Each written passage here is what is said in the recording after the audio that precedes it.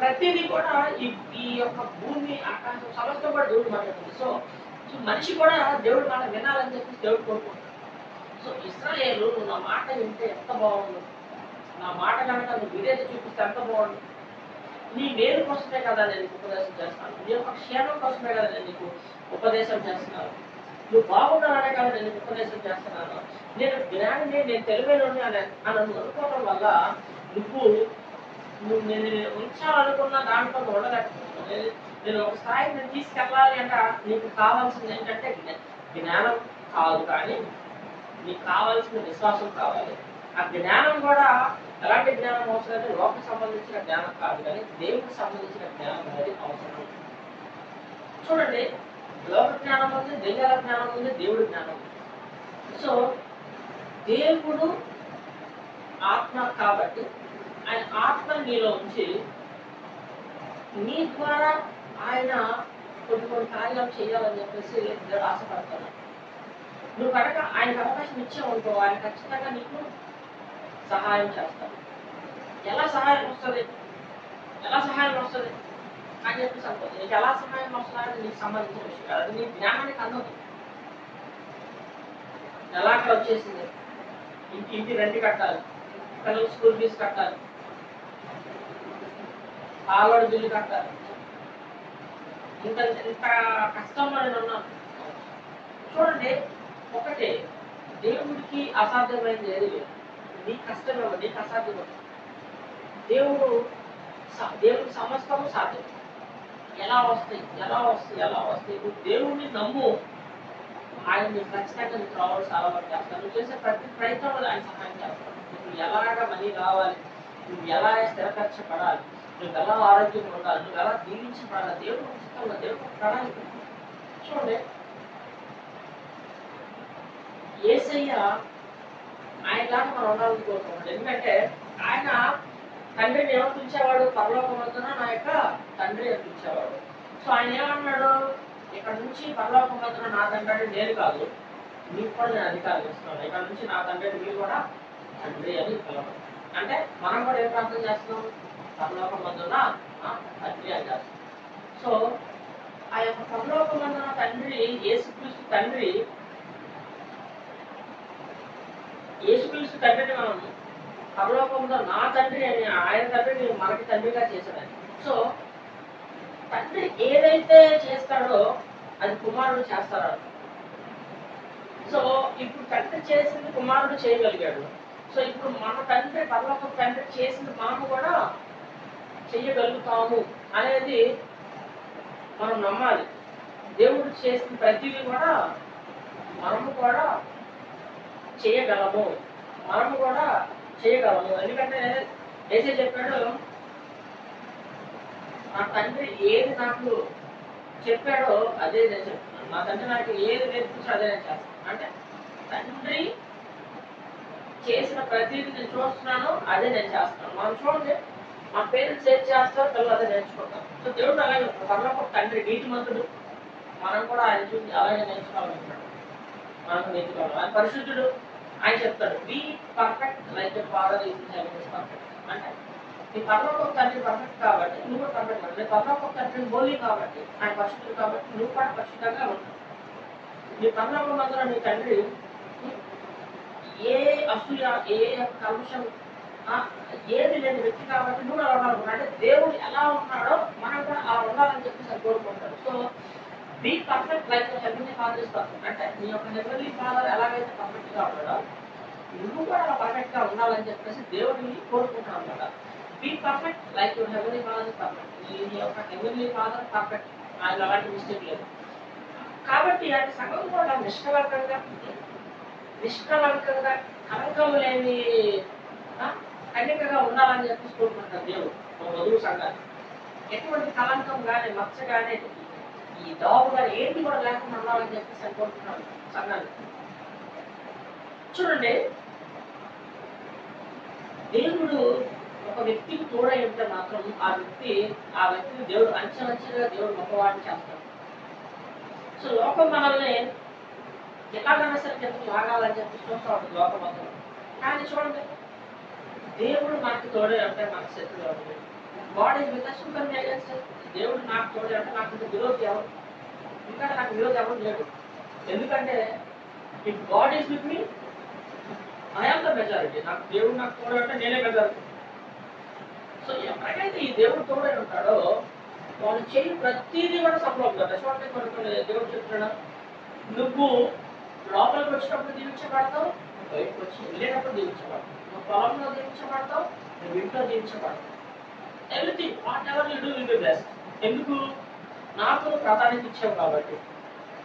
ఏ సైకి నువ్వు ప్రాధాన్యత ఇస్తే యూ బ్లెస్డ్. నువ్వు పొలంలో దీవించబడతావు, ఇంట్లో దీవించబడతావు. చూడండి నీకు అన్నిటికీ టైం ఉంది, అన్నిటికీ నువ్వు ప్రాధాన్యత ఇస్తున్నావు. దేవుడికి టైం ఇవ్వగలుగుతున్నావు ఒకసారి ఆలోచించుకో. నీకు అన్నిటికీ సమయం ఉంది. సో మార్నింగ్ బ్రేక్ఫాస్ట్ తినడానికి టైం, మధ్యాహ్నం లంచ్ తినడానికి టైం, డిన్నర్ తినడానికి టైం ఉంది. సో అన్నిటికంటే ఈజీగా ఒక 15 minutes వేసుకున్నా సరే ఒక 40 minutes ఈ యొక్క స్నాక్స్కి ఒక 1 hour మనకి స్నాక్స్కి 40 సరిపోతుంది. అన్నిటికీ నీకు టైం ఉంది, కానీ ఈ దేవుడిని వెతకడానికి నీకు టైం ఎందుకు లేదు? చూడండి ప్రతి మనిషి busy. Everybody is busy. Everybody is busy. ప్రతి మనిషి కూడా బిజీగా వాళ్ళ పనులు వాళ్ళు ఉంటారు కాబట్టి నువ్వు ఎంత బిజీగా ఉన్నా సరే నీ గురించి ఎదురు చూసే ఒక తండ్రి ఉన్నాడు. మనకెంత ఏం చెప్పామో పరలోకమందులో నా తండ్రి. నువ్వు ఎంత బిజీగానే ఉంటావు, కానీ నీ గురించి ఎదురు చూడటానికి ఒక తండ్రి ఉన్నాడు. తప్పిపోయిన కుమారుడు ఎదురు వచ్చినప్పుడు తండ్రి ఎదురు చూస్తున్నాడు, నా కుమారుడు ఎప్పుడు వస్తాడా, ఎప్పుడు వస్తాడు, ఎప్పుడు వస్తాడా. ఆ ఎదురు వస్తావంటే ఆ కుమారుడు పరిగెత్తడం కాదు, ఈ ముసలాడైన తండ్రే పరిగెత్తుకుంటా వెళ్ళి అతన్ని కప్పేసుకొని ముందు పెట్టుకొని ముందు తనకి అత్యధిక వస్త్రాలు తెప్పించండి, కాళ్ళకి షూస్ తెప్పించండి అని చెప్పేసి తండ్రి పరిగెత్తుకుంటాడు 2 కుమారుడు కోసం. సో అంటే నీ తండ్రి నీ గురించి ఎదురు చూస్తున్నా, నా కుమారుడు అనేది ఎప్పుడు వస్తాడా, నా ఎప్పుడు మాట్లాడతాడు, నా సన్నిధికి ఎప్పుడు వస్తాడు, నా సన్నిధి ఎప్పుడు కనపడతాడు. నీకు కావాల్సిన ఉద్యోగం నీకు వచ్చేసింది, నీకు కావాల్సిన వివాహం నీకు అయిపోయింది, నీకు కావాల్సిన పిల్లలు నీకు వచ్చేసారు. ఇక నాకు దేవుడితో ఏం పని, అన్నీ వచ్చేసే కదా. నీ గురించి ఎదురు చూసే తండ్రి ఒకడు ఉన్నాడు. నీ గురించి ఎదురు చూసే తండ్రి ఒకడు ఉన్నాడు. నా బిడ్డ నా సన్నిధికి ఎప్పుడు వస్తాడు, నా సన్నిధిలో ఎప్పుడు ఉంటాడు, నా బిడ్డ నన్ను ఎప్పుడు తెలుసుకుంటాడు. నీతో మాట్లాడడానికి నీ తండ్రి ఇష్టపడతాడు. తండ్రి తన పిల్లలతో మాట్లాడడానికి ఎలా ఇష్టపడతాడో పరలోకపు తండ్రి నీతో మాట్లాడడానికి ఆయన ఇష్టపడుతున్నాడు. నా బిడ్డతో నేను మాట్లాడాలి ఆయన ఇష్టపడుతున్నాడు. నువ్వు ప్రేయర్లో ఉండి నువ్వు ప్రార్థనలో గడిపితే ఆయన నీతో మాట్లాడడానికి ఇష్టపడుతున్నాడు. నీతో ఆయన ఎట్లా స్వరం విప్పి నీతో మాట్లాడి ఇష్టపడుతున్నాడు. You want to speak with you. అందరికన్నా ఎక్కువ బిజీ అంటే దేవుడే బిజీ. ఎందుకంటే ఆయన భూమిని కంట్రోల్ చేసుకోవాలి, ఆకాశాన్ని కంట్రోల్ చేయాలి, నక్షత్రాన్ని కంట్రోల్ చేసుకోవాలి, ప్రతిదీ ఆయన కంట్రోల్లో ప్రతిదీ కూడా ఉంటుంది. సో అంత బిజీగా ఉన్న దేవుడు అంటే దీని గురించి ఆయన ఎదురు చూస్తున్నాడు. ఎప్పుడు వస్తాను బిడ్డ, ఎప్పుడు వస్తాను బిడ్డ, ఎప్పుడు వస్తాను. చూడండి ఏదో అవసరాల కోసం వచ్చి నీ అవసరం తీరిపోయిన కానీ వెళ్ళిపోతే అది కాదు. కానీ చూడండి తండ్రి ఏం కోరుకున్నాడంటే నా కుమారుడు నా దగ్గర రావాలి, నా కుమార్తె నా దగ్గర రావాలి, నాకు సమయం గడపాలి, నాతో సమయం గడపాలి, నేను నీతో మాట్లాడుకుంటున్నాను, నేను నీకు ఆలోచన చెప్పాలనుకున్నాను, నువ్వు సరైన మార్గం నడిపించాలనుకున్నాను. చూడండి ఈ లోకం అంతా మనం డబ్బు సంపాదించడానికో లేదా ఇంకో దానికో ఓకే కాదన్నా. అంటే డబ్బులు సంపాదించాలి, బిజినెస్ చేయాలి, మ్యారేజ్ చేసుకోవాలి, పిల్లలు ఉండాలి, అన్నీ ఉండాలి, ఎవ్రీథింగ్ హ్యాస్ టు బి. కానీ నీకు ఏదున్నా సరే నీకు నీ గురించి ఎదురు చూసి నువ్వు ప్రేమించే తండ్రి ఒకడు ఉన్నాడు. నిన్ను ప్రేమించే తండ్రి ఒకడు ఉన్నాడు, నిన్ను ప్రేమించే తండ్రి ఒకడు ఉన్నాడు. ఆయన నీ గురించి ఎదురు చూస్తున్నాడు. నా బిడ్డ నా సన్నిధికి రావాలని ఎదురు చూస్తున్నాడు. He wants to talk with you, he is loving you. ఆయన ప్రేమిస్తున్నాడు, ఆయన ప్రేమిస్తున్నాడు, ఆయన నీ గురించి ఎదురు చూస్తున్నాడు. నువ్వు ఆయన దగ్గరికి రావాలని కోరుకుంటున్నాడు. He is loving you. So నువ్వెలాగా నీ పిల్లలు నా దగ్గర రావాలి, నాతో మాట్లాడు అనుకుంటున్నావో దేవుడు కూడా నీతో మాట్లాడుతున్నాడు ఆయన అనుకుంటున్నాడు. సో విపరీతంగా ఆ పని ఈ పని అన్ని బిజీ అయిపోయి చివరికి ఏదో ఒక కష్టం వచ్చి ఏదో ఒక ఇబ్బందులు వచ్చాయి, ఇక నీకు అన్ని కష్టాలు వచ్చేసి అప్పుడు వస్తావు దేవుడు దగ్గర. నువ్వు వచ్చి తండ్రి నాయన వాళ్ళకి అర్థం చేసుకో, ఈ ఒక్క సహాయం చేయ ప్రభావ, ఈ ఒక్క సహాయం కనుక నువ్వు చేస్తే ఇంకెప్పుడు కూడా ప్రభావం డిస్టర్బ్ చేయదు. చూడండి కష్టాలు వచ్చినప్పుడు ఏదో మన అవసరానికి ఏదో మనం వస్తున్నాము, అవసరం తీరిపోయింది కానీ వెళ్ళిపోతున్నాం కాదు. చూడండి తండ్రి కుమారుడు రిలేషన్ ఏంటంటే ఏదో అవసరానికి వచ్చాము, అవసరం తీరిపోయింది అంటారు. చూడండి ఇదొక బాండింగ్ అనమాట, ఇదొక బాండింగ్. ఆయనతో పాటు మనం ఎవరికాలు జీవించాలని ఆయన కోరుకుంటున్నాడు. సో ఎంతసేపు ఈ లోక సంబంధమైందే కాదు, మన కంటికి కనిపించిన లోపల ఒక పరలోక రాజ్యం ఉంది. ఆ పరలోక రాజ్యానికి మనం సిద్ధపడాలి. ఎంతసేపు నీకున్న టైం అంతా నీ ఉద్యోగాల విషయంలోనో, లేదంటే నీ యొక్క పిల్లల విషయంలోనో, నీ భార్య విషయంలో, నీ భర్త విషయంలో ఉంటే నువ్వు పరలోక రాజ్యం గురించి ఎప్పుడు సిద్ధపడతావు? లేదు పరలోక రాజ్యానికి సంబంధించిన ఆ యొక్క ఆ యొక్క దేవుడి యొక్క ప్రణాళికను ఎప్పుడు తెలుసుకుంటావు? అసలు ఎప్పుడు సిద్ధపడతావు? నువ్వు ఎప్పుడు సిద్ధపడతావు? దేవుడి యొక్క రాజ్యం కొరకు, దేవుడి యొక్క నీతి కొరకు నువ్వు ఎప్పుడు సిద్ధపడతావు? ఆయన నేను సిద్ధపరచాలనుకుంటున్నాడు. నా కుమారుడు నాకు చెవింపు, నేను కొత్తరిస్తాను, నీతో నేను మాట్లాడతాను, నేను మాట్లాడతాను. నేను మాట్లాడే దేవుడు. నేనేమి మాట్లాడలేని ఒక వ్యక్తిని కాదు. I not an object or a feature or something. అంటే నేను మాట్లాడలేని, లేదంటే ఒక ఒక మాట్లాడలేని ఆబ్జెక్ట్ కాదు. నేను మాట్లాడే వ్యక్తి. చూడండి, రాళ్ళు మాట్లాడగలవా?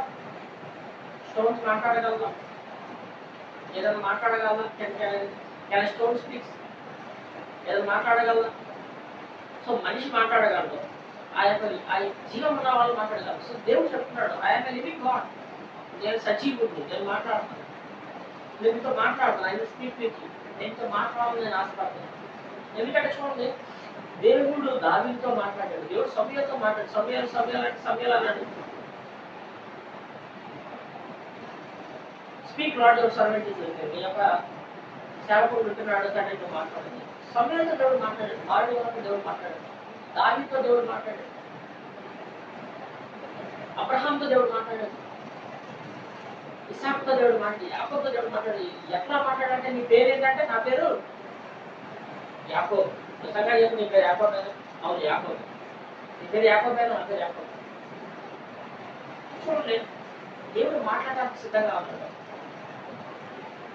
ఆయన ఈ రోజు నీతో మాట్లాడాలనుకుంటున్నాడు. నీవు ఎంత బిజీగా ఉన్నావు? ఒక సమయం అయితే ఒక అరగంట ఇవ్వలేవా?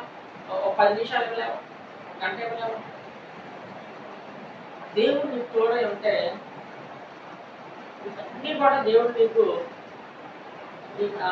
నీ యొక్క మార్గం దాన్ని సరళం చేస్తాను. ఆయన నీ మార్గాన్ని సరళం చేస్తాను. నీకు ప్రాణం ఇచ్చిన దేవుడిని, నీ గురించి శ్రద్ధగా నీతో మాట్లాడాలనుకున్న దేవుడిని నువ్వు ఇంపార్టెన్స్ ఇవ్వకుండా, నువ్వు టైం ఇవ్వకుండా, వ్యక్తమైన ఫ్రెండ్స్ గురించి, వ్యక్తమైన లోక సంబంధమైన వాటి గురించో, ఇంట్లో లేని గురించో నువ్వు టైం వేస్ట్ చేసుకోవడం కాదు. ఎందుకంటే ఈ లోకంలో నీకు శ్రమ. ఎందుకంటే ఈ లోకంలో నీకు శ్రమ. ఎందుకంటే నువ్వు లోకం అయితే ఏం చేసినా సరే నీకు వచ్చేది శ్రమ. ఎందుకంటే నువ్వు ఎవరినైతే ప్రేమిస్తే వాళ్ళని నీకు శ్రమ పెడతావు, వాళ్ళని నీకు బాధపడతావు, వాళ్ళ ద్వారా నీకు శ్రమ వస్తుంది, వాళ్ళ ద్వారా నీకు శోధన వస్తుంది. భార్యని ఎక్కువ ప్రేమిస్తే భార్య ద్వారా నీకు శ్రమ వస్తుంది, శోధన వస్తుంది. ఈ లోకంలో నీకు శ్రమ. భర్తను ఎక్కువ ప్రేమిస్తే భర్త ద్వారా నీకు శ్రమ శోధన. ఎందుకంటే ఏ మనిషి కూడా ఇప్పుడు మనిషిని పూర్తిగా ప్రేమించలేదు.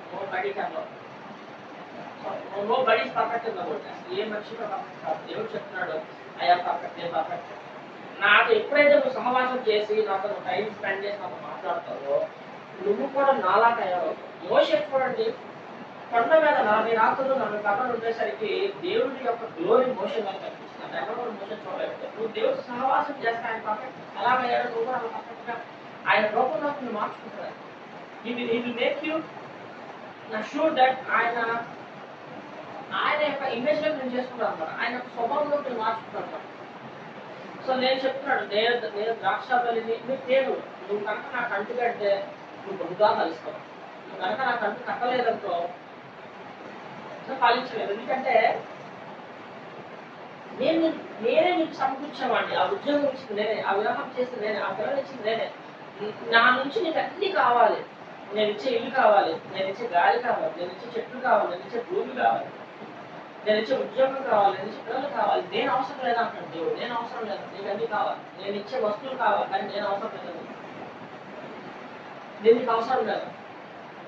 నేను నీకు నిజంగా అవసరం అయితే నువ్వు కనీసం ఒక 5 నిమిషాలు 10 నిమిషాలు నాకు సమయం ఇవ్వలేకపోతున్నావు.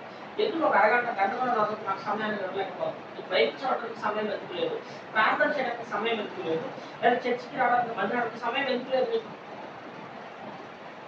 దేవుడి యొక్క ఆలోచనలో దేవుడి యొక్క చిత్తాన్ని నువ్వు తెలుసుకోవాలి అని చెప్పేసి కోరుకుంటున్నాడు. నీకు అన్నిటికీ సమయం ఉంది, అన్నిటికీ సమయం ఉంది. దేవుడికి సమయం ఎందుకు లేదు? దేవుడికి సమయం ఇవ్వాలి. దేవుడు నేను ప్రేమిస్తున్నాడు. ఈ లవింగ్ మోర్ దాన్ ఆయన ప్రేమించిన దానికి ఆయన ఎందుకు అందుకే ఆయన పరలోక రాజ్యాన్ని విడిచిపెట్టి అది విడిచిపెట్టకూడని భాగ్యవతి అయినప్పటికీ కూడా నేను విడిచిపెట్టి నీకోసం ఆయన వచ్చాను, సజీవ యాగమైన నీకోసం సమర్పించుకున్నాడు. ఇలాంటి దేవుడు మనకు కలిగి ఉన్నామంటే మన అదృష్టం అందులో. ఇంత మంచి దేవుడు, ఇంత ప్రేమ కలిగిన దేవుడు మనకు ఉన్నాడు అంటే ఇలా మంచి. సో ఫస్ట్ దేవుడికి సమయం మనకు కనుక ఇచ్చినట్లయితే ఎవ్రీథింగ్ దేవుడు గాడ్ ప్రతిదీ బ్లెస్ చేస్తాడు. సో ఆశీర్వాదాలు వెంట పరిగెత్తడం కాదు, కానీ ఆ ఆశీర్వాదాలు ఇచ్చే దేవుడు వెంట పరిగెత్తాడంటే ఆ ఆశీర్వాదాలు అనేది బోనస్గా వస్తాయి. సో నమ్మకమైన వాడికి దీవులు దండిగా ఉంటాయి. ఎవరు నమ్మకమైన వాడు? ఎవరైతే నీ భార్యకు నువ్వు నమ్మకంగా ఉంటావు అంటే నువ్వు తను వదిలేసినట్టు అవుతావు కాబట్టి నువ్వు నమ్మకం. అలాగే నువ్వు దేవుడికి నమ్మకంగా ఉన్నావు. దేవుడు నమ్మకం ఉన్నావు అంటే దేవుడిని వదిలేసి వెళ్ళిపోకూడదు, దేవుడితోనే ఉండాలి. అంటి కట్టబడాలి. స్టే విత్ గాడ్ ప్రతిరోజు. ఆయన ఎప్పుడో క్రిస్మస్కి ఒకసారి లేదంటే గుడ్ ఫ్రైడేకి ఒకసారి ఎప్పుడో ఒకసారి సంవత్సరం ఒకసారి కాదు, ప్రతిరోజు కూడా నువ్వు ఆయన పనులు కట్టబడాలి. ఎవ్రీడే ప్రతిరోజు కూడా ఆయనతో మాట్లాడుతుంది. ప్రతిరోజు కూడా అంటే రేపు సమయంలో ప్రతిరోజు కూడా ఆయనకి నువ్వు సమయం తీయాలి, ఆయనతో నువ్వు మాట్లాడాలి, ఆయన గురించి ఎదురు చూడాలి. యెహోవా ఎదురు చూసేవారు నూతన బలం పొందుకుంటారు. నువ్వు యెహోవా గురించి ఈ రోజు నేను యెహోవా గురించి